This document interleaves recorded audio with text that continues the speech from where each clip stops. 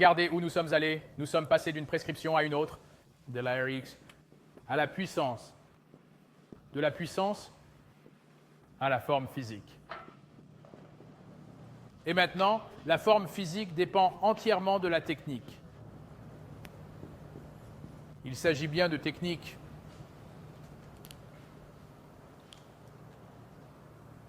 Monsieur, Vous dites qu'il est acceptable d'avoir un défaut technique de 20%.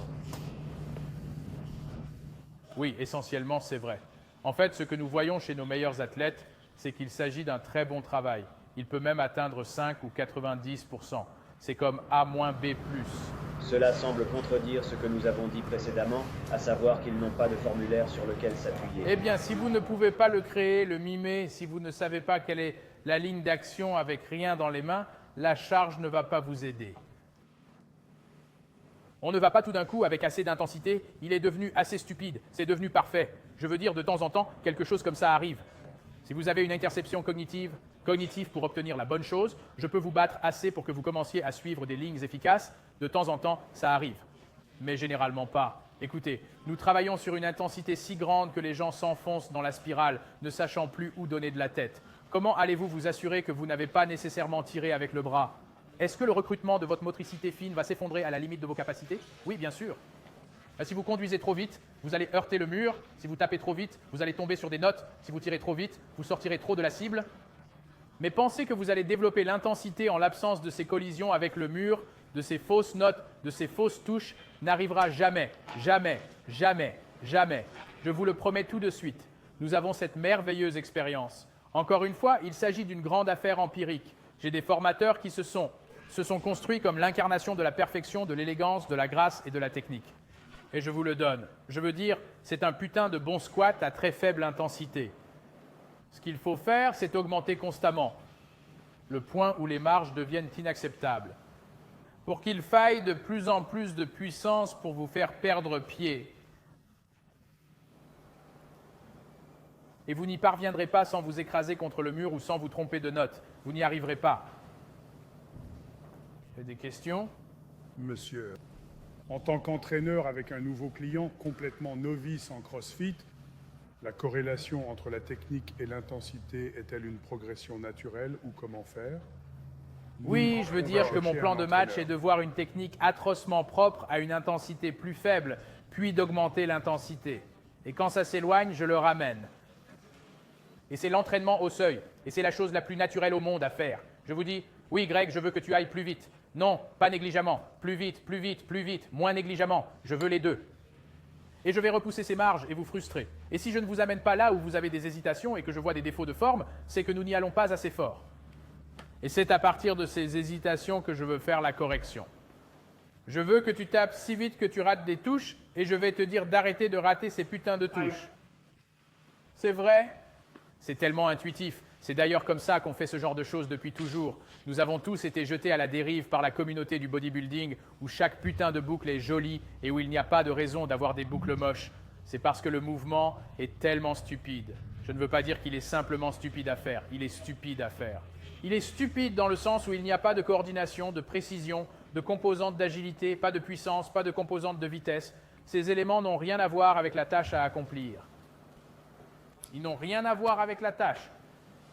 Monsieur, je suppose que la question devient, parce que vous avez une sorte de zone grise entre l'intensité et la technique, et avec la lutte contre les incendies ou autres, l'entraînement personnel, beaucoup de gars sont tellement déterminés à faire le travail, et quand vous dites, vous avez fini, arrêtons, ralentissons, je veux dire, c'est, vous savez, vous dites...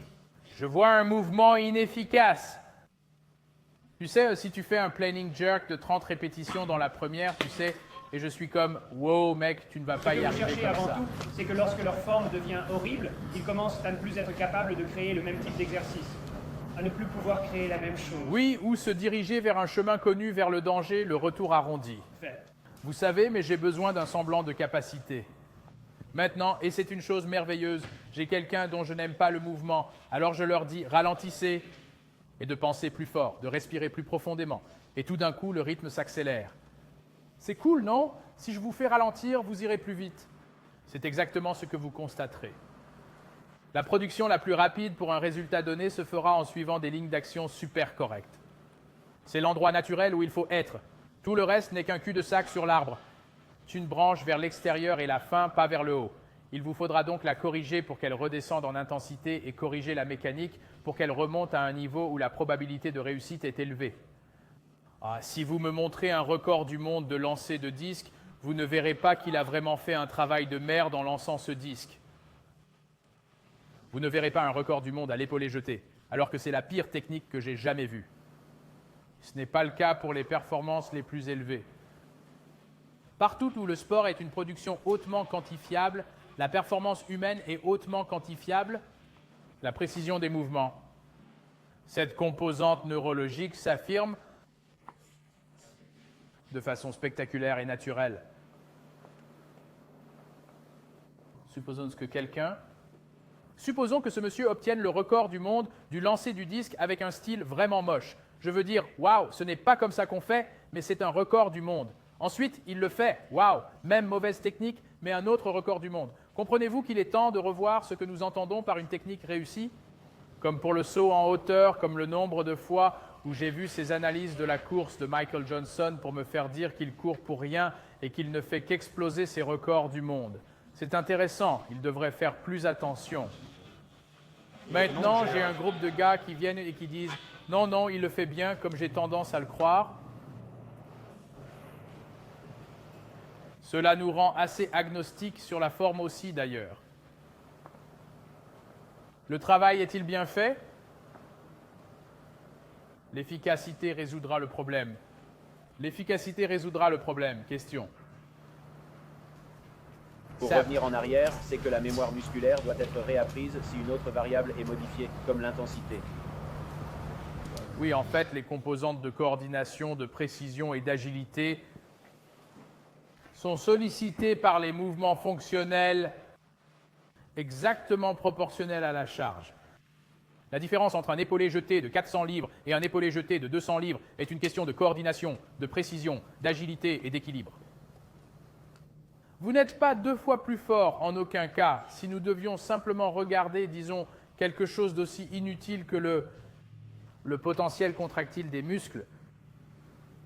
Certaines filles peuvent soulever 2 fois plus de poids que moi au-dessus de leur tête, mais elles n'ont pas un potentiel contractile 2 fois plus élevé. Si l'on branche un électromyogramme sur les muscles, on ne constate pas que les muscles se contractent 2 fois plus. Ils travaillent plus efficacement avec le même potentiel contractile. Ils peuvent en faire 2 fois plus de travail. Il s'agit de la coordination, de la précision, de l'agilité et de l'équilibre. Votre overhead squat ne deviendra pas plus lourd sans une amélioration de la coordination, de la précision, de l'agilité et de l'équilibre. Vous ne pourrez pas nettoyer plus lourd sans améliorer votre coordination, votre précision, votre agilité et votre équilibre.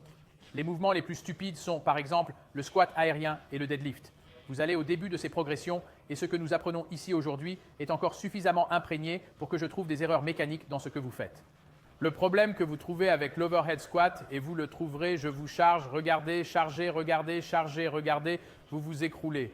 L'erreur que je constate est également présente dans le squat aérien si j'ai assez de perspicacité visuelle pour la rechercher. Elle est toujours là. Tout ce qui ne va pas dans la ligne d'action ou dans la statique de la structure de votre squat se manifestera par un overhead squat raté. N'est-ce pas intéressant?